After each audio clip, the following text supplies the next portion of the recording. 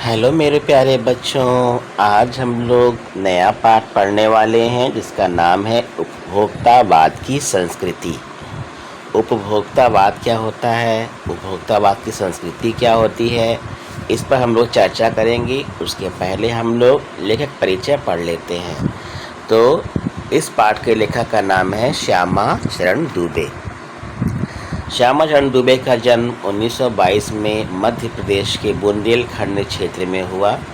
उन्होंने नागपुर विश्वविद्यालय से मानव विज्ञान में पीएचडी की। पीएचडी एक बहुत बड़ा कोर्स है जिसमें व्यक्ति एक विषय पर गहन अध्ययन करता है। वे भारत के अग्रणी समाज वैज्ञानिक रहे हैं। उनका देहांत 1996 में हुआ। ये उनका जीवन परिचय था। प्रमुख रचनाएं उनकी हैं मानव और संस्कृति, परंपरा और इतिहास बोध, संस्कृति तथा शिक्षा, समाज और भविष्य, भारतीय ग्राम, संक्रमण की पीड़ा, विकास का समाजशास्त्र, समय और संस्कृति। हिंदी में उनकी प्रमुख पुस्तकें हैं। तो ये जो भी हमने नाम पढ़ा भी, ये सब उनकी पुस्तकों के नाम हैं।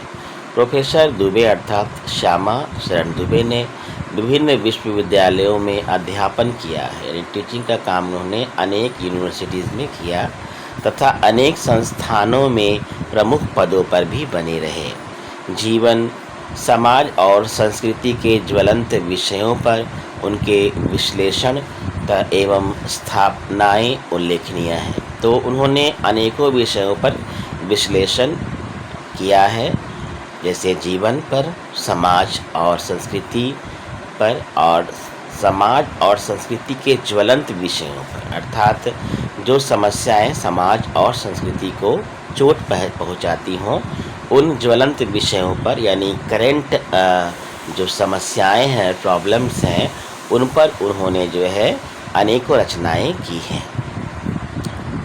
भारत की जनजातियों और ग्रामीण समुदायों पर केंद्रित उनके लेखों ने बृहत समुदाय का ध्यान आकर्षित किया है। तो उन्होंने भारत की जो जनजातियां हैं और जो ग्रामीण समुदाय हैं, अर्थात जो ऐसा समूह जो गांव से जुड़ा हुआ हो, उन पर जो है अपने लेखों को केंद्रित किया है। अर्थात अपने लेखों में उन्होंने इनको केंद्र में रखा है, जनजातियों को और ग्रामीण समुदायों को, और अपनी ओर सबका ध्यान, बृहद समुदाय का ध्यान, मतलब विस्तृत जो समुदाय है उसका ध्यान अपनी ओर, अपने लेखों की ओर उन्होंने आकर्षित किया है। वे जटिल विचारों को तार्किक विश्लेषण के साथ सहज भाषा में प्रस्तुत करते हैं। तो जटिल विचार मतलब क्या होता है? ऐसा विचार जो व्यक्ति को उलझा कर रखते हैं, ठीक है ना, बहुत कठिन हो जिसे समझना। तो ऐसे विचारों को उन्होंने तर्क के माध्यम से प्रस्तुत किया और सहज भाषा में प्रस्तुत किया है। जब आप इस लेसन को पढ़ेंगे उपभोक्तावाद, तो आपको ये पंक्ति समझ में आएगी कि ये जो हम लोग पढ़ने वाले हैं उपभोक्तावाद कितना ज़्यादा जटिल है और इसको समझना कितना जटिल है। लेकिन लेखक ने हमारे लिए इसको बहुत आसान बनाया है और ये पाठ हमें अपने जीवन में भी काम आने वाला है।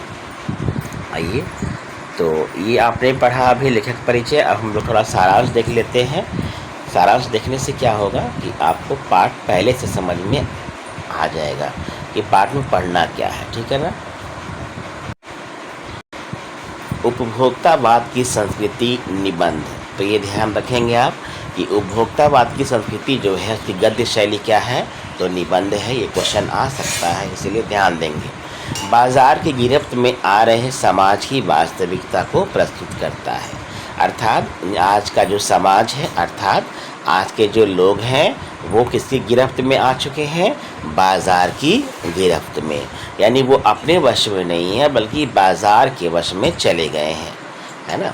तो इस वास्तविकता को ये लेसन जो है प्रस्तुत करता है, जिसका नाम क्या है? उपभोक्तावाद की संस्कृति। लेखक का मानना है कि हम विज्ञापन की चमक दमक के कारण वस्तुओं के पीछे भाग रहे हैं, हमारी निगाह गुणवत्ता पर नहीं है। आप देखते हो कि मोबाइल में यूट्यूब चलाते हो आप, चाहे टीवी देखते हो, तो हमेशा जो है विज्ञापन आता रहता है जो आपको लुभाने की भरसक जो है कोशिश करता है। और हम लोग क्या करते हैं कि विज्ञापन की जो चमक है, जो दमक है, मतलब जो आकर्षण क्षमता है, आकर्षण जो पावर है, आकर्षण शक्ति जो है, उसके पीछे हम लोग भागते हैं। मतलब वस्तुओं की गुणवत्ता पर हम लोग ध्यान नहीं देते हैं कि कौन सी वस्तु हमारे लिए बनी है या किस वस्तु में गुण है, अवगुण है, उसमें क्या, ये सब नहीं देखते हैं हम लोग। केवल चमक दमक के पीछे जो है, उन वस्तुओं के पीछे हम लोग भाग रहे हैं। मतलब हमें करना क्या है, क्या नहीं करना है, इसको हम लोग भूल जाते हैं। हमारी निगाह गुणवत्ता पर यानी वस्तु के गुण पर, क्वालिटी पर नहीं जाती है, केवल उसकी चमक दमक के पीछे भागते हैं हम लोग। संपन्न और अभिजन वर्ग द्वारा प्रदर्शन पूर्ण जीवन शैली अपनाई जा रही है, जिसे सामान्य जन भी ललचाई निगाहों से देखते हैं। तो आज से समझ लो 50 साल पहले लोगों का जीवन बड़ा साधारण होता था। आप अपने घर में देखिए कि आपके पिताजी चाहे आपके दादाजी ने कितना कुछ ज़मीन ले लिया होगा, चाहे गहने बना लिए होंगे या बर्तन खरीदे होंगे और संपत्ति खड़ी कर ली थी। लेकिन आज इतनी कमाई है लोगों की, है ना, लेकिन फिर भी लोग इन सब मतलब पूंजी खड़ी नहीं कर पाते हैं, ना ज़मीन ले पाते हैं, ना गहने खरीद पाते हैं। कहते हैं कि महंगाई बहुत ज़्यादा है, बहुत ज़्यादा है। तो ऐसा कुछ नहीं है। लेकिन हम लोग की जीवन शैली क्या हो चुकी है, बिल्कुल बदल चुकी है। हमारी आवश्यकताएं जो है चरम सीमा पार कर चुकी हैं। और ये सब कारण है संपन्न और अभिजन वर्ग, मतलब ऐसे लोग जो सुखी संपन्न हैं, पूंजीपति हैं, उनके पास तो बहुत सारी चीज़ें होती हैं और यही कारण है कि वो प्रदर्शन पूर्ण जीवन शैली अपनाते। मतलब उनके जीवन में वास्तविकता कुछ नहीं होती है, केवल प्रदर्शन होता है, नकलियत होती है। तो चलो भैया, वो तो सुखी संपन्न है, पूंजीपति हैं, तो चलता है, वो अपना लाइफ स्टाइल कैसा भी रखें सब चलेगा, चाहे वो दिखावा ही क्यों ना करे।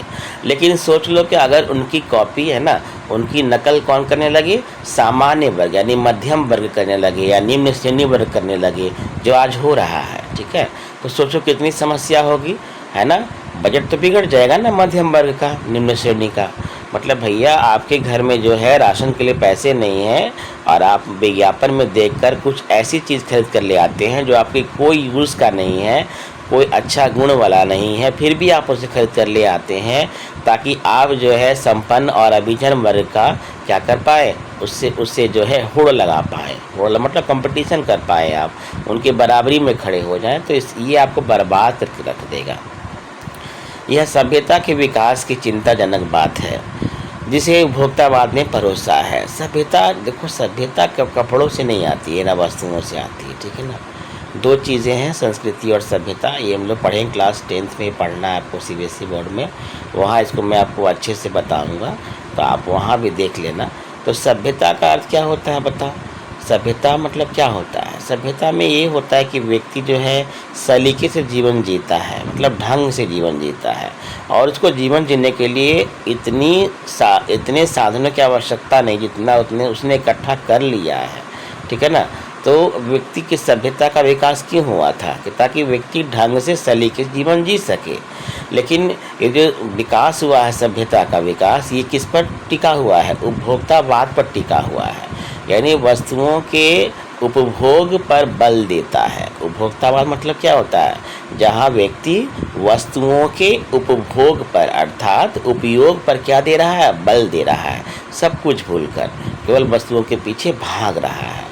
तो ये सभ्यता चिंताजनक बात है हमारे लिए। सभ्यता की सभ्यता जो है वो चिंताजनक बात लेकर आती है जिसे उपभोक्तावाद ने परोसा है। तो आज की जो सभ्यता है उसे किसने परोसा है, उपभोक्तावाद ने परोस दिया है। लेखक की यह बात महत्वपूर्ण है कि जैसे जैसे यह दिखावे की संस्कृति फैलेगी, सामाजिक अशांति और विषमता भी बढ़ेगी।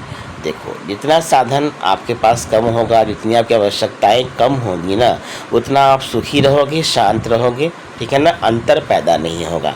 लेकिन जितना आप चीज़ों के पीछे, वस्तुओं के पीछे भागोगे, ठीक है ना, तो धीरे धीरे हमारे मन में अशांति फैलेगी और दिखावे की जो संस्कृति है वो फैलेगी। आप देख भी रहे होंगे अभी कि गरीब हो चाहे मध्यम वर्ग हो चाहे पूंजीपति हो, सब एक जैसा बनने की कोशिश कर रहे हैं, एक दूसरे को नीचा दिखाने में लगे हुए हैं। दिखावे में लगे हुए हैं। तो ये संस्कृति दिखावे की संस्कृति है और इससे सामाजिक अशांति फैलेगी और विषमता यानी गरीब अमीर में अंतर आएगा। देखो गरीब अमीर में अंतर कहाँ दिखाई देता है बताओ? तो वस्तुओं से, कपड़ों से, घर से, मकान से, इनसे जो है विषमताएं यानी अंतर दिखाई पड़ता है। पहले ऐसे नहीं होता था, ठीक है ना। पहले जिस तरह से अभी होड़ मचा हुआ है, ठीक है, दिखावा करने के लिए, उस तरह से होड़ पहले नहीं मचता था। अगर ज़रूरत है तभी लोग सामान खरीदते थे, वरना नहीं खरीदते थे। बहुत कम चीज़ों में अपना जीवन यापन कर लिया करते थे। तो ये आपका था सारांश। अब हम लोग आगे बढ़ेंगे। उपभोक्तावाद की संस्कृति। तो उपभोक्तावाद का अर्थ मैंने बता दिया कि जहाँ व्यक्ति या समाज, है ना, वस्तुओं के उपभोग पर यानी उपयोग पर क्या देता हो, बल देता हो, उसे क्या कहते हैं? उपभोक्तावाद की संस्कृति। ये ध्यान रखेंगे आप। धीरे धीरे सब कुछ बदल रहा है। देखो बदलना अच्छी बात है, परिवर्तन संसार का नियम है, लेकिन अगर बदलाव नुकसान दे तो इससे अच्छा है कि जैसा हम थे पहले वैसा ही रहे। एक नई जीवन शैली अपना वर्चस्व स्थापित कर रही है, यानी अपना साम्राज्य खड़ा कर रही है ना। नई जीवन शैली बदलना भी अच्छी बात है। पहले हम लोग नंगे रहते थे, आज कपड़ों पे रहते हैं। तो हमारी लाइफ स्टाइल बदली ना, ज़रूरत थी इसीलिए बदली। लेकिन अब जो ये नई जीवन शैली है, ये दिखावे की जीवन शैली है, उपभोक्तावाद की जीवन शैली है, ये धीरे धीरे अपना वर्चस्व यानी अपना साम्राज्य स्थापित कर रही है।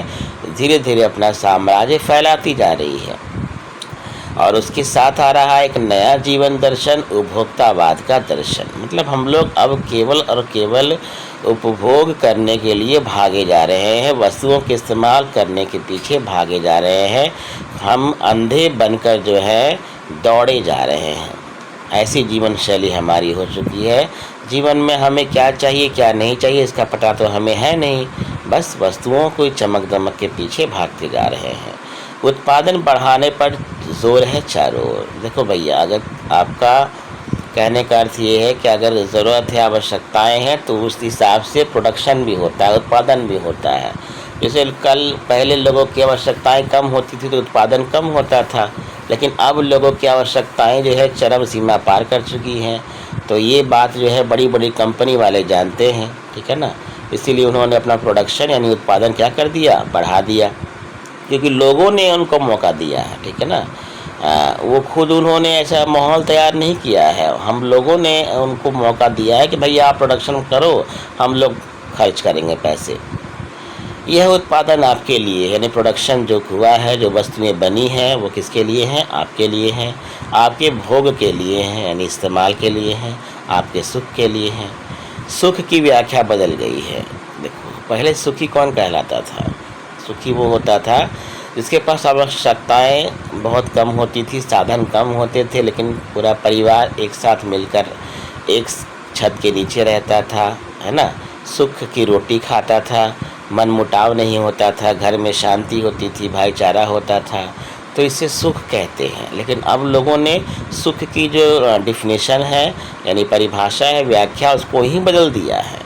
अब उनका कहना है कि उपभोग भोग ही सुख है, यानी वस्तुओं का भोग करना अर्थात वस्तुओं का इस्तेमाल करना, उसको प्रयोग करना वस्तुओं को, यही सुख है। मतलब वस्तुओं को ही उन्होंने सुख मान लिया। बता, क्या आप वस्तुओं का इस्तेमाल करके सुखी हो सकते हैं? कदापि नहीं हो सकते। मान लीजिए आप खूब दुखी हैं, बहुत दुखी हैं, और आपको ढेर सारी वस्तुएं दे दी जाएं, तो क्या आप खुश हो जाएंगे? अगर आप खुश हो रहे हैं तो ये सुख नहीं है, आपको पता नहीं कि सुख क्या है। एक सूक्ष्म बदलाव आया है नई स्थिति में। सूक्ष्म मतलब बहुत गहरा बदलाव आया है, मतलब लोगों ने सुख की व्याख्या को बदल दिया है।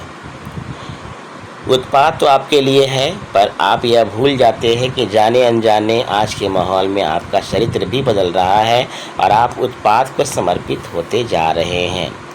तो ये उपभोक्तावाद की संस्कृति ने हमारे चरित्र को भी बदल दिया है। भले हमें पता नहीं चल रहा है कि हमारा चरित्र बदला है या नहीं बदला है, लेकिन उपभोक्तावाद के आने से जिस तरह से हम लोग वस्तुओं के पीछे भाग रहे हैं, जाने अनजाने आज के माहौल में हमारा चरित्र भी बदल रहा है और हम लोग उत्पाद को समर्पित होते जा रहे हैं। देखो वस्तुएं बनती हैं, बनती रहेंगी, अच्छी बात है, लेकिन वस्तुएं हमसे बनी है या हम वस्तुओं से बने हैं? तो वस्तु हमसे बनी है, लेकिन हम लोग यहाँ उल्टा हो गया, हम लोग वस्तुओं से बनते जा रहे हैं। कहने का अर्थ है कि वस्तुओं ने हमें इस कदर प्रभावित कर दिया है कि हम लोग अपने चरित्र का भी ध्यान नहीं दे रहे हैं। जैसे आप देखते होंगे लोग फूहड़ कपड़े पहन लेते हैं जो उनके शरीर में अच्छा नहीं लगता है, रंग हो, आकार हो, ये सब देख कर ना कपड़े पहनना है।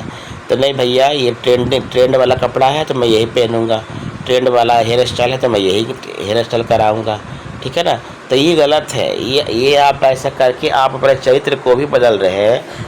चरित्र ऐसी चीज़ है जो कपड़े जैसी बदली नहीं जाती है। चरित्र आपकी पहचान है, ठीक है। इसको आप एकदम बिल्कुल अस्थाई रखें, क्योंकि अगर आपकी पहचान ही खो गई तो फिर आप कपड़े पहनकर, वस्तुओं का इस्तेमाल करके क्या कर लेंगे, बोलिए। विलासिता की सामग्रियों से बाजार भरा पड़ा है। विलासिता मतलब आरामदेह, यानी व्यक्ति को आराम पहुंचाने वाली सामग्रियां जिनसे पूरा बाजार भरा पड़ा है। आप देखते भी होंगे जो आपको लुभाने की यानी अपनी ओर आकर्षित करने की जी तोड़ कोशिश में निरंतर लगी रहती है। आप बाजार जाइए ना, पता चल जाएगा आपको ये पंक्ति का अर्थ, है ना। बाजार में आपको वस्तुएं अपनी ओर आकर्षित करेंगी, अपनी ओर बुलाएंगी कि आओ भैया हमें ले लो, चाहे हम तुम्हारे काम आए या ना आए, और हम लोग खरीद लेते हैं, ऐसी बात नहीं है। दैनिक जीवन में काम आने वाली वस्तुओं को ही लीजिए। जैसे दैनिक जीवन, डेली यूज़ के लिए जो वस्तुएं काम आती है, भैया क्या काम है उनका बताओ। बस ठीक है, अच्छी बात है कि हमें दैनिक जीवन में यानी डेली लाइफ में जो है कोई वस्तु चाहिए तो ठीक है चाहिए, लेकिन हम लोगों ने उसे भी बहुत बड़ा बना दिया। उपभोक्तावाद की संस्कृति के शिकार होते जा रहे हैं दैनिक जीवन में काम आने वाली वस्तुओं को ही लेकर। जैसे पहला बात करते हैं टूथपेस्ट। और टूथपेस्ट का काम क्या होता है बताइए, केवल दांत साफ करना ना। लेकिन बाज़ार ने इस तरह से टूथपेस्ट को पेश किया है कि हम लोग भ्रमित हो जाते हैं कि हमें कौन सा टूथपेस्ट लेना चाहिए, कौन सा नहीं लेना चाहिए। और इस चक्कर में हम लोग बहुत सारा टूथपेस्ट खरीद लेते हैं, या खरीदते भी अगर एक ही खरीदते हैं तो उसका गुण नहीं देखते हैं, क्योंकि बाज़ार हमें अपनी ओर लुभाती है, आकर्षित कर लेती है। इसके बाद वो जो मन चाहा हमसे काम करवाती है। यह दांतों को मोती जैसा चमकीला बनाता। बताओ, ऐसा टूथपेस्ट निकला है कि जो आपको दांतों को मोती जैसा चमकीला बना दे? लेकिन बाजार तो यही करता है, उपभोक्तावाद का काम ही यही है, ठीक है ना, कि जो हमें अपनी ओर आकर्षित करता हो। यह मुंह की दुर्गंध को हटाता है, यह मसूड़ों को मजबूती प्रदान करता है, यह पूर्ण सुरक्षा देता है। वह सब करके जो 3-4 पेस्ट अलग अलग करते हैं, किसी पेस्ट का मैजिक फार्मूला है, कोई बबूल या नीम के गुणों से भरपूर है, कोई ऋषि मुनियों द्वारा स्वीकृत तथा मान्य वनस्पति और खनिज तत्वों के मिश्रण से बना है। जो चाहे चुन लीजिए। यदि पेस्ट अच्छा है तो ब्रश भी अच्छा होना चाहिए। आकार, रंग, बनावट, पहुँच, सफाई की क्षमता में अलग अलग, एक से बढ़कर एक। मुँह की दुर्गंध से बचने के लिए माउथ वॉश भी चाहिए। सूची और भी लंबी हो सकती है, पर इतनी चीज़ों का ही बिल काफ़ी बड़ा हो जाएगा, क्योंकि आप शायद बहुविज्ञापित और कीमती ब्रांड खरीदना ही पसंद करेंगे। तो यहाँ बात केवल दांतों की हो रही थी, लेकिन सोच लो इतना बखान कर दिया गया है। कहने का अर्थ है कि अलग अलग टूथपेस्ट हैं बाज़ार में, वो अलग अलग क्वालिटी रखते हैं जो आपको अपनी ओर लुभाते हैं। बताइए अब क्या क्या लेंगे? बबूल वाला टूथपेस्ट लेंगे, नीम वाला लेंगे, या मसूड़ों को जो मजबूती प्रदान करता है, या जो पूरा सुरक्षा देता है, या खनिज तत्वों वाला लेंगे? मतलब क्या लेंगे आप? एक टूथपेस्ट की बात हो रही है, 10 रुपये वाले सामान की बात हो रही है, जिसको उपभोक्तावाद में इस तरह से पेश कर दिया है कि व्यक्ति उसको लेने में भी कंफ्यूज है। और इस चक्कर में बहुत सारा टूथपेस्ट खरीद के वो ले आता है कि भैया सब में तो सब गुण है ना, चलो ये ले लेते हैं, चलो वो ले लेते हैं। पागल हो जाता है व्यक्ति इस चक्कर में। अब भाई टूथपेस्ट है तो टूथब्रश भी अच्छा होना चाहिए, है ना। अब ये तो उपभोक्तावाद ने पेश किया है ना। पहले के लोग जो है 50 साल पहले जाइए अगर आप, तो इन सब चीज़ों की ज़रूरत नहीं होती थी उन्हें।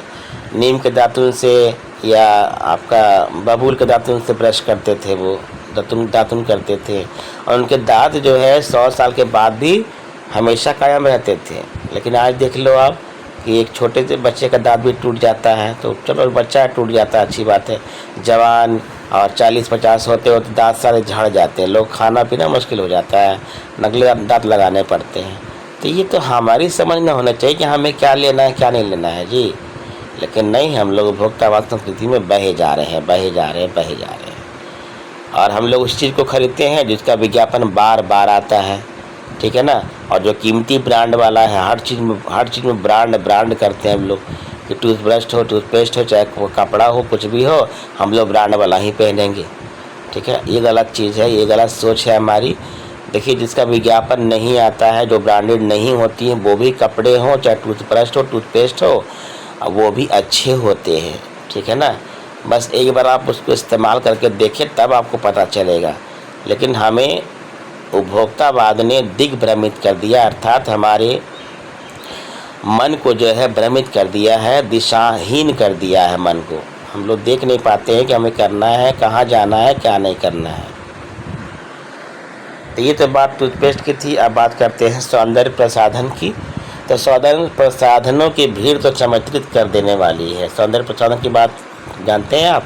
मतलब ऐसे प्रसाधन, ऐसी वस्तुएं जो हमारे सौंदर्य को क्या करती हैं, बढ़ाती हैं।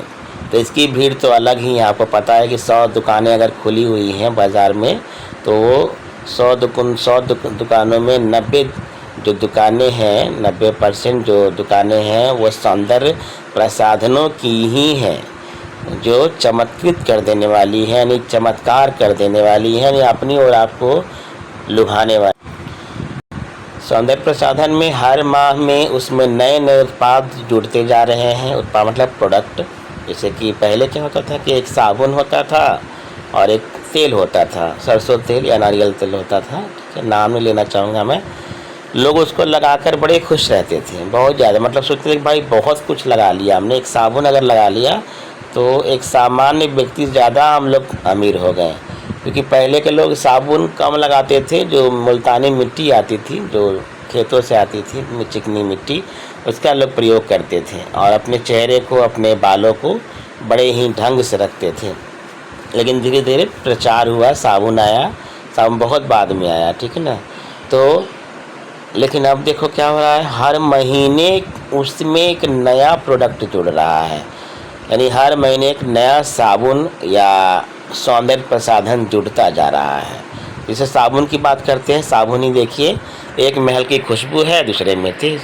एक दिन भर आपको शरीर को ताज़ा रखती है, दूसरा पसीना से रोकता है, तीसरा जम्स यानी कीटाणु से आपकी रक्षा करता है। यह लीजिए सिने स्टार्स के सौंदर्य का रहस्य, उनका मनपसंद साबुन। सच्चाई को जानना है, अर्थ समझना चाहते हैं तो यह लीजिए। शरीर को पवित्र रखना चाहते हैं तो यह लीजिए।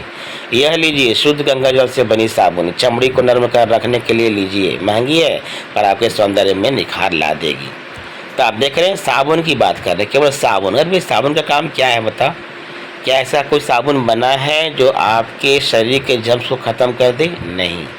आज इंडिया में यानी भारत में जो साबुन यूज़ हो रहा है, वो आपका सबका सब जो है वो ब्यूटी सोप नहीं है, वो कोई सौंदर्य बढ़ाने वाली चीज़ नहीं है, बल्कि उनका इस्तेमाल विदेशों में लोग अपने जानवरों के लिए करते हैं, ठीक है ना। डॉक्टर भी गलत बता देते हैं, आप पढ़ लेंगे, वहाँ साबुन के नीचे लिखा होगा, ठीक है ना। इसका इस्तेमाल जो है आप अपने चेहरे पर नहीं कर सकते हैं, ये जानवरों के लिए बना है, लेकिन हम लोग जो है उसका इस्तेमाल अपने नर्म त्वचा पे कर रहे हैं, जबकि नुकसान पहुंचाता है। साबुन जो है नुकसान ही पहुंचाता है, फ़ायदा नहीं करता है। अब आप बोलेंगे सर कि हम लोग अपने चेहरे की देखभाल कैसे करेंगे? अरे प्रकृति ने इतना कुछ हमें दिया है, बेसन दिया है, एलोवेरा दिया है, एलोवेरा का पौधा लगा लीजिए, ढेर सारा लगा लीजिए, आप उसको यूज़ कीजिए, ठीक है ना। पूरे शरीर में लगाइए, चेहरा में लगाइए, मिट्टी लगाइए, मुल्तानी मिट्टी लगाइए, नहीं कोई ज़रूरत नहीं। अगर ये नहीं लगाते कोई दिक्कत नहीं है। चेहरा पानी से धो लीजिए, शरीर पानी धो लीजिए, डेली रगड़ के धो लीजिए कपड़े से, बस काफ़ी हो गया। लेकिन नहीं भैया, हम लोग तो उपभोक्तावाद संस्कृति के गुलाम बन चुके हैं। पहले एक साबुन से ही काम चलता था, लेकिन अब जितने लोग घर में हैं सबके लिए अलग अलग साबुन है ना। छोटू भी कंफ्यूज है, भाई वो कौन साबुन लगाए। साबुन का नाम लेना नहीं चाहूँगा क्योंकि एडवर्टीजमेंट हो जाएगा, फिर तो वही बात हो जाएगी जो यहाँ हम लोग कर रहे हैं। संभ्रांत महिलाओं, संभ्रांत मतलब क्या होता है? ऐसी महिलाएं जो ऊंचे घरानों से होती हैं, उनको कहा जाता है संभ्रांत महिलाएं। कि ड्रेसिंग टेबल पर 30-30 हज़ार की सौंदर्य सामग्री होना तो मामूली बात। मतलब दिखावा के लिए वो केवल अपने ड्रेसिंग टेबल पर क्या रखते हैं? सौंदर्य सामग्री रखते हैं। कितने? 30-30 हज़ार। तो ये लेसन सोचो कितना पैसा लिखा होगा। आज लाखों रुपए की सामग्रियाँ रखती हैं औरतें। यहाँ तक कि साधारण औरतें भी अपने पास जो है अपने पति का जो वेतन होता है ना, उसका 50% वेतन जो है वो सौंदर्य सामग्री में खर्च कर देती है। पेरिस से परफ्यूम मंगाइए, इतना ही और खर्च हो जाएगा। ये प्रतिष्ठा चिन्ह है, समाज में आपकी हैसियत जताते हैं। अब बताइए, परफ्यूम से क्या आपकी प्रतिष्ठा बढ़ेगी? क्या आपकी हैसियत बढ़ेगी? नहीं। लेकिन नहीं, उपभोक्तावाद में ऐसा कर दिया है। वस्तुओं से व्यक्ति की प्रतिष्ठा बन रही है, हैसियत बनती जा रही है। मतलब वस्तुओं में लोग अपनी प्रतिष्ठा, अपना सम्मान ढूंढ रहे हैं, अपना औकात, अपना हैसियत ढूंढ रहे हैं। जितनी महंगी वस्तु आप इस्तेमाल करेंगे, आपकी हैसियत उतनी बढ़ जाएगी समाज में, लोगों में। आपकी प्रतिष्ठा, आपका सम्मान उतना बढ़ जाएगा। तो वस्तुओं को हमने प्रतिष्ठा का चिन्ह बना लिया है। बताइए, क्या वस्तुएं हमारी प्रतिष्ठा को बढ़ाती हैं, हैसियत को बढ़ाती हैं? नहीं। हमारा व्यवहार, हमारा चरित्र, ये सब जो चीज़ें हैं, ये हमारे सम्मान को बढ़ाती हैं, हमारी हैसियत को बढ़ाती हैं, ना कि वस्तुएं। लेकिन ऐसा हो रहा है मेरे प्यारे बच्चों। पुरुष भी इस दौड़ में पीछे नहीं है। भाई क्यों पीछे रहे? जो औरतें आगे आ गया है। तो पहले उनका काम साबुन और तेल से चल जाता था, आफ्टर शेव और कोलोन बाद में आए। अब तो इस सूची में दर्जन 2 दर्जन चीज़ें और जुड़ गई है ना। पुरुषों ने महिलाओं का पीछा करते करते महिलाओं को पीछे छोड़ दिया है सौंदर्य प्रसाधन का प्रयोग करने में। अभी देख रहे होंगे आप कि पहले पुरुषों का काम केवल सरसों तेल से और एक साबुन होता था। भैया वो उतना लगा लिया उन्होंने, तो समझ लो कि वो जॉन अब्राहम बन गए, ठीक है ना। लेकिन अब उनका काम इनसे नहीं चलता है, बल्कि उनकी सूची यानी लिस्ट जो है सौंदर्य प्रसाधनों की, वो बहुत लंबी हो चुकी है। छोड़िए इन सामग्रियों को, मतलब जो सामग्री की बात हम लोग कर रहे थे सौंदर्य प्रसाधन की, वस्तु और परिधान की दुनिया में आइए, यानी कपड़ों की दुनिया में और अन्य वस्तुओं की दुनिया में। जगह जगह बुटीक खुल गए हैं, नए नए डिज़ाइन के परिधान बाज़ार में आ गए हैं। ये ट्रेंडी हैं और महंगे भी। बुटीक में क्या होता है? बुटीक एक समझो दुकान है, एक बहुत बड़ा दुकान होता है जहाँ पर डिज़ाइनर कपड़े होते हैं। सिंगल डिज़ाइन किया जाता है कपड़ा, और उस डिज़ाइन कपड़ा कहीं और नहीं मिलता है। तो आप समझ जाओ कितने महंगे होंगे वो। और सुन लो, बुटीक में जो एक कपड़ा आया है, मान लो कि वो उस महीने आया है, अगले महीने वो ट्रेंड में नहीं रहेगा, पुराना हो जाएगा। ऐसी स्थिति है बुटीक की। और लोग क्या करते हैं? ट्रेंड के अनुसार कपड़े पहन रहे हैं। अब जैसे मान लो कि अभी कोई सा महीना चल रहा है, मान लो जून चल रहा है, तो जून में अलग ट्रेंड चल रहा है, जुलाई में अलग ट्रेंड चल रहा है। तो जून का अगर कपड़ा आपने जुलाई में पहन लिया है तो ये आपके लिए शर्म की बात है। नहीं, आपको जून वाला नहीं पहनना, आपको जुलाई में जो ट्रेंड चल रहा है वो कपड़ा पहनना है। ये ट्रेंडी है और महंगे भी हैं। बुटीक के कपड़े बड़े महंगे होते हैं और ट्रेंडी भी होते हैं, यानी समय के साथ जो चलने वाले होते हैं। पिछले वर्ष के फैशन इस वर्ष, शर्म की बात है। सही बात है। ट्रेंड, अगर आप ट्रेंड में नहीं चल रहे हैं तो ये आपके लिए शर्म की बात है। घड़ी पहले समय दिखाती थी, आज भी वही करती है घड़ी, ठीक है। चाहे 100 रुपये की हो या 100 करोड़ की हो, उससे यदि यही काम लेना हो तो 400-500 में मिल जाएगी। क्या काम? घड़ी क्या काम करती है? समय दिखाती है। तो बहुत, अगर आप चाहते हैं कि नहीं हमें केवल समय ही देखना है, तो वो आपको 400-500 में एक अच्छी घड़ी मिल जाएगी, टिकाऊ मिल जाएगी, आज भी मिल जाएगी। लेकिन लोग ऐसा नहीं करते हैं, 400-500 की घड़ी नहीं खरीदते हैं। भाई क्यों खरीदेंगे? उनको अपना औकात दिखाना है ना, लोगों के सामने प्रतिष्ठा दिखानी है। लोग हैसियत जताने के लिए 50 से लेकर 60 हज़ार से लेकर लाख 1.5 लाख की घड़ी भी ले सकते हैं या लेते हैं। केवल किसके लिए? बताइए। प्रतिष्ठा को बढ़ाने के लिए, हैसियत को जताने के लिए समाज में कि भाई हमारी इतनी हैसियत है, देखो। हाँ बताइए, तो भाई बेवकूफ़ी हुई ना कि केवल समय देखने के लिए और लोगों को दिखाने के लिए, हैसियत जताने के लिए हम लोग क्या कर रहे हैं? जो चीज़ 500 में आ सकती थी उस चीज़ को हम लोग कितने में ख़रीद रहे हैं? लाख 1.5 लाख रुपए में। अब बताओ, इससे हमारे मन में अशांति फैलेगी कि नहीं फैलेगी, है ना। वस्तुओं का तो गलत प्रयोग है ना, ये बिल्कुल गलत है। तो आप कहेंगे नहीं सर, ये तो कंजूस लोग करते हैं ऐसा। पैसा अगर है तो खर्च करना चाहिए, मानता हूँ मैं, खर्च करना चाहिए, लेकिन सही जगह करो ना। आपके पास पैसे हैं तो आप ज़मीन लो, ठीक है ना, प्रॉपर्टी खरीदो, उसको कहीं इन्वेस्ट करो, तब जाके वो आपको फ़ायदा देगा और ज़्यादा। लेकिन ये घड़ी आप खरीद ही लेते हो तो क्या हो जाएगा बताइए इससे, वो तो फिर रखा ही रहेगा ना, ठीक है। इसमें कंजूसी की बात नहीं है, इसमें समझदारी की बात आती है। संगीत की समझ हो या नहीं, लोग कीमती म्यूज़िक सिस्टम ज़रूरी अपने पास रखते हैं। मतलब संगीत की सारे गामा उनके पता नहीं है, लेकिन अपने घर में उन्होंने महंगे महंगे क्या लगा रखे हैं, म्यूज़िक सिस्टम लगा रखे हैं। कोई बात नहीं यदि आप उसे ठीक तरह चला ना सकें भले आपको म्यूजिक सिस्टम चलाने ना आता हो और संगीत की समझ ना हो, लेकिन आप अपने घर में रखते हैं। कंप्यूटर काम के लिए तो खरीदे ही जाते हैं, कंप्यूटर खरीदना अच्छी बात है, बच्चे सीखते हैं और ये बहुत सारे काम होते हैं, लेकिन केवल दिखावे के लिए उन्हें खरीदना ये कहाँ तक सही है बताओ। समझदारी है, लेकिन नहीं, दिखावे के लिए खरीदने वालों की संख्या भी कम नहीं है, सैकड़ों में है, करोड़ों में है। लोग अपने घरों में कंप्यूटर रखते हैं, लेकिन काम के लिए नहीं, बल्कि अगर कोई उनके घर आए तो उसको दिखाने के लिए, अपनी प्रतिष्ठा को बढ़ाने के लिए, ठीक है ना, और अपने हैसियत को जताने के लिए कि भैया देख लो हमारे पास इतने पैसे, हमारी इतनी हैसियत है।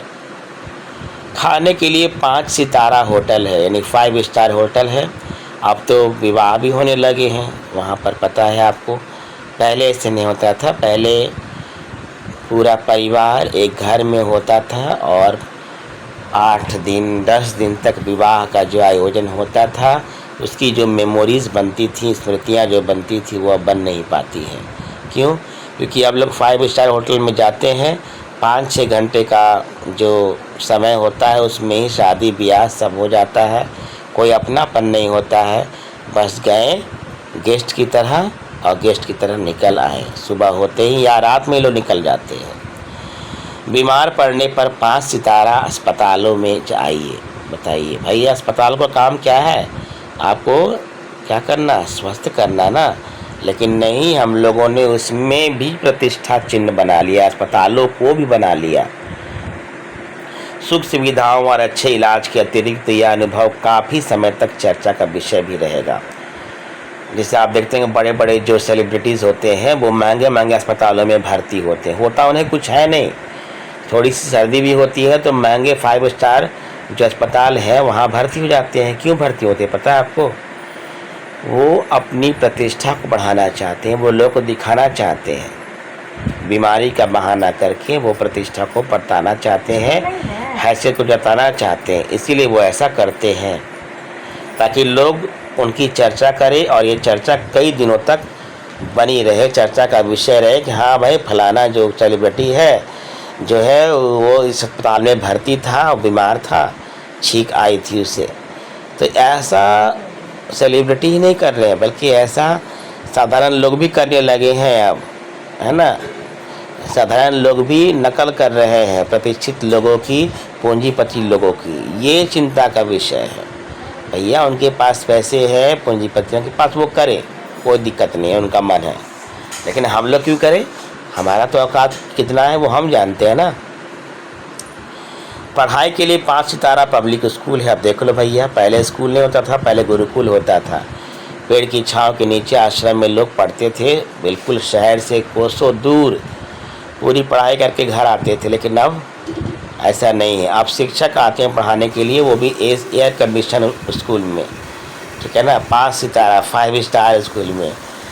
शीघ्र ही शायद कॉलेज और यूनिवर्सिटी भी बन जाए 5 स्टार। भारत में तो अभी स्थिति है कि अमेरिका और यूरोप के कुछ देशों में आप मरने के पहले, भारत में तो यह स्थिति अभी नहीं आई, पर अमेरिका और यूरोप के कुछ देशों में आप मरने के पहले ही अपने अंतिम संस्कार और अनंत विश्राम का प्रबंध भी कर सकते हैं एक कीमत पर। तो अमेरिका यूरोप में क्या हो रहा है, लोग मरने से पहले ही अपने अंतिम संस्कार का सारा प्रबंध कर लेते कि मरने के बाद उन्हें कहाँ दफनाया जाएगा, जहाँ दफनाया जाएगा वो ज़मीन कैसी होगी, वहाँ कितने फूल लगाए जाएंगे, कौन सा परफ्यूम लगाया जाएगा, कौन सी घास लगाई जाएगी, कौन सा म्यूजिक सिस्टम लगाया जाएगा। तो ये भारत में अभी नहीं हो रहा, भारत में भी लेकिन होगा, मैं बता दे रहा हूँ आपको। क्योंकि जो जो अमेरिका में, यूरोप में, अन्य देशों में होता है ना, भारत में वो तुरंत हो जाता है। यहाँ नहीं हो पा रहा, उसके पीछे कारण है कि यहाँ गरीबी ज़्यादा है, ठीक है, जनसंख्या ज़्यादा है, इसीलिए। वरना ये होने में अब तक देर नहीं होता, अब तक हो चुका होता। आपकी कब्र के आसपास सदा हरी घास होगी, वाह, मनचाहे फूल होंगे चाहे तो वहाँ फव्वारे होंगे और मंद ध्वनि में निरंतर संगीत भी। यानी मरने के बाद का ये अरेंजमेंट है, मरने के बाद भी आप अपने लिए जो है अरेंज कर रहे हैं सब चीज़ें, जबकि आप ये देखने वाले हैं नहीं, उनका इस्तेमाल करने वाले हैं नहीं। भाई मरने के बाद कौन इस्तेमाल करता है चीज़ें, हैं? मरने के बाद आप कहाँ दफनाया गया है ये आपको पता होता है। चलो जिंदा है तो शौक़ है तो अच्छी बात है चीज़ों का, लेकिन मरने के बाद भी चिंता करना और उपभोक्तावाद में बह जाना है, कहाँ तक सही है। कल भारत में भी यह संभव हो सकता है। मैंने बताया आपको कि अमेरिका और यूरोप में जो हो रहा है वो भारत में भी संभव हो सकता, कोई बड़ी बात है नहीं। अमेरिका में आज जो हो रहा है कल वह भारत में भी आ सकता है। प्रतिष्ठा के अनेक रूप होते हैं, यानी सम्मान के अनेक रूप होते हैं, चाहे वे हास्यास्पद ही क्यों ना हो। प्रतिष्ठा जो एक शब्द है, बहुत बड़ा शब्द है, दिखने में छोटा लगता है, लेकिन आप प्रतिष्ठा को बढ़ाने के लिए आप अपना मजाक अगर उड़ा रहे हैं तो फिर प्रतिष्ठा बची कहाँ, बताइए। जो कपड़े आपको नहीं पहनने हैं लेकिन आप प्रतिष्ठा को बचाने के लिए पहन ले रहे हैं कपड़े, तो ये तो भाई हंसी के पात्र बन रहे हैं आप ना। अब एक गांव वाला है, शहर आता है, मान लो धोती कुर्ता छोड़कर जीन्स टी शर्ट पहन लेगा, तो बताओ कैसा लगेगा, लोग उसका मजाक नहीं उड़ाएंगे? उड़ाएंगे ना मजाक, क्योंकि उसको वो कंफर्टेबल लगेगा नहीं और ढंग से वो पहन नहीं पाएगा, सूट भी नहीं करेगा उसके ऊपर, उसका चेहरा, उसका वेशभूषा, उसके बाल पूरा गांव वाला है, ठीक है, और ऊपर से वो डाल लेगा विदेशी कपड़ा, तो अच्छा लगेगा उसमें? नहीं अच्छा लगेगा। यह एक छोटी सी झलक उपभोक्तावादी समाज की, तो आपने जो पढ़ा ये केवल एक छोटी सी झलक है उपभोक्तावादी समाज की।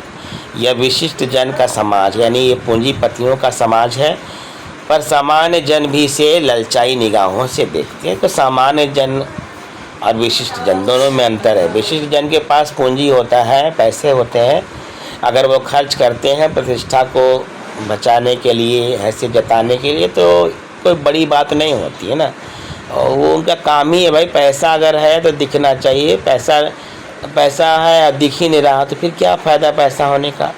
तो चलो वो अगर दिखावा कर रहे हैं, प्रतिष्ठा बचाने के लिए कुछ भी सामान खरीद रहे हैं, है ना, कुछ भी कर रहे हैं, तो इसमें कोई चिंता का विषय नहीं। चिंता का विषय कब बनता है बताओ? जब सामान्य लोग, मतलब हम जैसे लोग, मध्यम वर्ग लोग, निम्न श्रेणी के मध्यम वर्ग के लोग, निम्न मध्य श्रेणी और मिडिल क्लास, लोअर मिडिल भी होता है, ठीक है ना, एक अपर मिडिल, एक लोअर मिडिल और एक मिडिल क्लास, 3 मिडिल क्लास होते हैं। तो ये लोग भी जो है विशिष्ट जनों की यानी पूंजीपतियों की कॉपी करना चाहते हैं, ललचाई निगाहों से उन्हें देखते हैं, उनकी जीवन शैली को देखते हैं, उनके खरीदे हुए वस्तुओं को देखते हैं और वो ऐसा करना चाहते हैं। उनकी दृष्टि में, यानी सामान्य जन की दृष्टि में, एक विज्ञापन की भाषा में यही है राइट चॉइस बेबी। तो विज्ञापन ने हमें अंधा बना दिया, लेकिन हम लोग को अंधा नहीं बनना है, बल्कि हमें समझदारी से काम लेना है। तो आइए, तो ये तो हंसी मजाक की बातें हुई, अब हम लोग गंभीर विषय की ओर जाएंगे कि उपभोक्तावाद के आने से हमें नुकसान क्या हुआ है। अब विषय के गंभीर पक्ष की ओर जाएं कि उस उपभोक्तावादी संस्कृति का विकास भारत में क्यों हो रहा है। सामंती संस्कृति यानी पूंजीपति, सामंती मतलब पूंजीपति, पहले पूंजीपतियों को सामंत कहा जाता था, पता है ना आपको, मध्यकाल में, और प्राचीन काल में राजा महाराजा कहा जाता था, लेकिन अब वो पूंजीपति कहलाते, अमीर लोग कहलाते हैं। तो सामंती संस्कृति के तत्व भारत में पहले से रहे हैं, मतलब पहले सामंत लोग, पूंजीपति लोग रहते थे। उपभोक्तावाद इस संस्कृति से जुड़ा रहा है और ये उपभोक्तावाद उन लोगों ने हमारे देश में लाया है। इस संस्कृति का जन्म उन्होंने ही दिया है। सामंती यानी सामंतों ने किया है। आज सामंत बदल गए हैं। कहने का अर्थ है कि सामंत सामंत नहीं रह गए, बल्कि आज वो पूंजीपति बन गए हैं। है वही, नाम बदल गया है केवल। सामंती संस्कृति का मुहावरा बदल गया है। हम सांस्कृतिक अस्मिता की बात कितनी ही करें, परंपराओं का अवमूल्यन हुआ है। कहते हैं हम लोग कि हमारे भारत देश की संस्कृति सबसे महान है, मानता हूँ मैं, आज भी है। लेकिन अस्मिता, ये संस्कृति हमारी अस्मिता, हमारी पहचान है, ठीक है ना। लेकिन क्या हमारी पहचान बनी हुई है जैसे पहले बनी हुई थी? क्या हमने अपनी पहचान को कायम रखा है? नहीं। हमारी परंपराएं धीरे धीरे अवमूल्यन हो रहा है। इसका मतलब क्या हो रहा है? धीरे धीरे इसका नाश होता जा रहा है परंपराओं का। हमारी संस्कृति का नाश हो रहा है। परंपराओं का जो हमारे नियम हैं, जो हमारी परंपराएं हैं, जो संस्कृति है, जो सभ्यता है, उसकी जो पहचान है, जिससे हमारी पहचान है। भारत देश की संस्कृति और सभ्यता ही हमारी पहचान है, पता होना चाहिए आपको। लेकिन इसके आने से, उपभोक्तावाद के आने से सांस्कृतिक अस्मिता यानी सांस्कृतिक पहचान हम लोग खो रहे हैं और हमारी परंपराएं धीरे धीरे खत्म होती जा रही हैं। आस्थाओं का शरण हुआ है ना। यानी परंपरा की आस्था या संस्कृति पर जो आस्था थी, जो विश्वास था, वो धीरे धीरे खत्म होता जा रहा है। अभी देखते होंगे कि जो बच्चे हैं, नवयुवक जो है, वो माँ बाप की बात बिल्कुल नहीं मानते हैं, ठीक है ना। मैं आपकी बात नहीं कर रहा हूँ, जो नहीं करते ऐसा वो उनकी बात कर रहा हूँ, ठीक है। वो भी उपभोक्तावाद में बहे जा रहे हैं, अपने पिताजी के कंडीशन नहीं देखते हैं, है ना। मोबाइल की ज़रूरत है पढ़ने के लिए, अच्छी बात है, 10,000 में भी अच्छे मोबाइल मिल जाते हैं, ठीक है। 8,000 में मिलते हैं, लेकिन लोग नहीं खरीदते हैं। लोग कहते हैं 20,000 30,000 खरीदेंगे भैया, महंगे महंगे मोबाइल खरीदेंगे। तो गलत है ना। माँ बाप जो कहें उनको आपको सिर झुका के उनकी बात को मान लेना है। ये हमारी संस्कृति में है, हमारी परंपराओं में है। परंपरा की ये आस्था है, विश्वास है, इसको खोना नहीं है। लेकिन उपभोक्तावाद में सब कुछ खत्म कर दिया है। कड़वा सत्य तो यह है कि हम बौद्धिक दास्ता स्वीकार कर रहे हैं। देखो, पहले भी हम लोग गुलाम रहे हैं अंग्रेज़ों के, लेकिन वो केवल शारीरिक गुलामी थी। लेकिन आज हम लोग उपभोक्तावाद के आने से मन हमारा गुलाम हो गया है, यानी बुद्धि हमारी दास बन चुकी है। कहने का अर्थ है कि हम लोग बुद्धि से दास बन गए हैं। मतलब हमारा मन जो है शारीरिक नहीं बल्कि मानसिक रूप से हम लोग उपभोक्तावाद के गुलाम बन चुके हैं। पश्चिमी के सांस्कृतिक उपनिवेश बन रहे हैं हम लोग। पश्चिम का जो संस्कृति है उसको हम लोग अपना रहे हैं, तो गलत है ना। देखो, मैं ये नहीं कह रहा हूँ कि पश्चिमी संस्कृति को ना अपनाओ आप विदेशियों का नकल करो, मैं ये नहीं कह रहा हूँ, भी करो, तुम सब करो। धोती कुर्ता मैं पहने नहीं बोलता हूँ, पहनो आप जो विदेशी कपड़े हैं, लेकिन आप शादी ब्याह में, अपने घर के फंक्शन में जो हमारे जो परिधान है, धोती कुर्ता, इसको पहनो। कहने का अर्थ ये हुआ कि अपनी संस्कृति, अपनी सभ्यता पर टिके रहो यार, ठीक है, क्योंकि ये हमारी पहचान है। इस पहचान को अगर खो देंगे तो फिर हमारा रह क्या जाएगा? तब तो हम लोग पूरा पश्चिमी बन जाएंगे ना, विदेशी बन जाएंगे हम लोग। हमारी नई संस्कृति अनुकरण की संस्कृति, यानी अनुकरण मतलब क्या होता है? कॉपी करना, नकल करना। बताओ, ये कहाँ की संस्कृति पैदा हो गई? तो ये संस्कृति कहाँ से आई है? उपभोक्तावाद के कारण से आई है, ठीक है। कि हम लोग अपना वजूद, अपनी पहचान खोकर नकली दुनिया में जी रहे हैं, वास्तविकता में नहीं जी रहे हैं। एक मुखौटा हम लोगों ने लगा लिया है, क्रीम के पीछे एक असली चेहरा है, उसको छिपा लिया हमने, और ये कारण है उपभोक्तावाद। हम आधुनिकता के झूठे प्रतिमान यानी आदर्श अपनाते जा रहे हैं।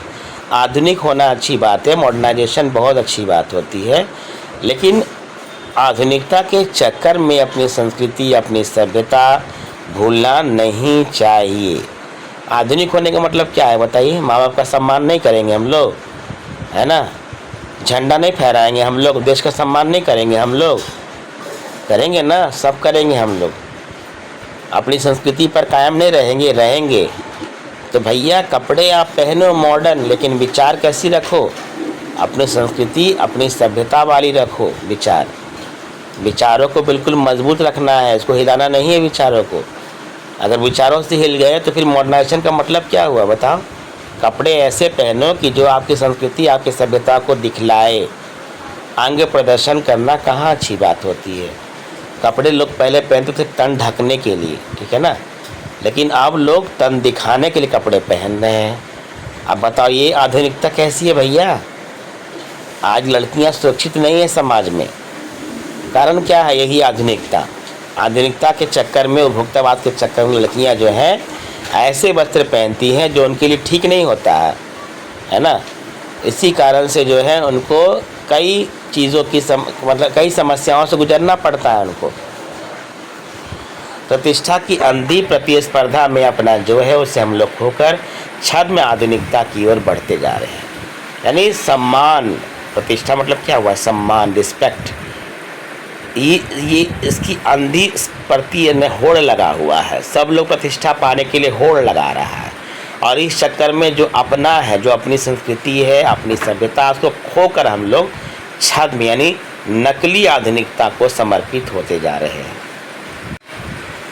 गिरफ्त में आते जा रहे हैं। संस्कृति की नियंत्रक शक्तियों के क्षीण हो जाने के कारण हम दिग्भ्रमित हो रहे हैं। अगर आप संस्कृति पर टिके रहोगे ना तो मजाल है कि कोई आपको रास्ता भटका दे, कभी नहीं। माता पिता ने संस्कार अगर अच्छे दिए हमें तो क्या कोई बुरा व्यक्ति आकर हमें रास्ता भटका सकता है? नहीं ना, नहीं। वही बात है, संस्कृति अगर हमारी जीवित रहेगी ना तो हम अपने ऊपर पूरा कंट्रोल रख सकते हैं, लेकिन ऐसा हो नहीं रहा है। उपभोक्तावाद ने हमारी जो संस्कृति की जो कंट्रोलिंग जो पावर है उसको क्या कर दिया है, कमज़ोर कर दिया है, क्षीण कर दिया है। और इसके कारण हम लोग क्या हो रहे हैं, दिग्भ्रमित। यानी हमें दिशाओं का ज्ञान नहीं है, हम दिशाओं से भ्रमित हो चुके हैं। मतलब क्या करना है क्या नहीं करना है ये हमें पता नहीं है, दिशाहीन हो चुके हैं हम लोग। हमारा समाज ही अनिर्देशित होता जा रहा है। मतलब हमारा समाज हमारे निर्देशन से नहीं चल रहा, हमारे कंट्रोल में नहीं है। वो उपभोक्तावाद ने उसे निर्देशित कर दिया है। उपभोक्तावाद ने अपने कंट्रोल में हमारे समाज को कर लिया है। वो जैसा चाहता है वैसा समाज हमारा आगे बढ़ता जा रहा है। विज्ञापन और प्रसार के सूक्ष्म तंत्र हमारी मानसिकता को बदल रहे हैं, यानी सोचने समझने की शक्ति को ही बदल दिया है विज्ञापन की दुनिया ने। उनमें सम्मोहन यानी अट्रैक्शन, सम्मोहन की शक्ति मतलब अट्रैक्शन पावर है जो हमें अपनी ओर खींचती है, वशीकरण की भी है। विज्ञापन ने हमें अपने वश में कर लिया है और ये वास्तविकता है आज की। अंततः इस संस्कृति के फैलाव का परिणाम क्या होगा? ये जो संस्कृति फैल रही है हमारे समाज में, उपभोक्तावाद की संस्कृति, दिखावे की संस्कृति है ना, इसका परिणाम रिजल्ट क्या होने वाला है, यह गंभीर चिंता का विषय है। हमारे सीमित संसाधनों का घोर अपव्यय हो रहा है। पता है आपको कि हमारे जो संसाधन रिसोर्सेज जो हैं वो बहुत सीमित हैं, ठीक है ना। वो एक बार ख़त्म हो गए तो फिर दोबारा नहीं पैदा होने वाले हैं। और वो जो सीमित संसाधन हैं उनका भी हम लोग घोर अपव्यय मतलब फिजूल खर्च कर रहे हैं हम लोग उनका। जीवन की गुणवत्ता आलू के चिप्स से नहीं सुधरती है। यानी जीवन में क्वालिटी लाना है आपको, अपना लाइफ में क्वालिटी बढ़ाना है तो क्या चिप्स खा के सुधार लेंगे आप? जैसे शरीर को तंदुरुस्त बनाना है, अगर आपको हेल्दी बनाना है तो चिप्स से सुधरेगा जी?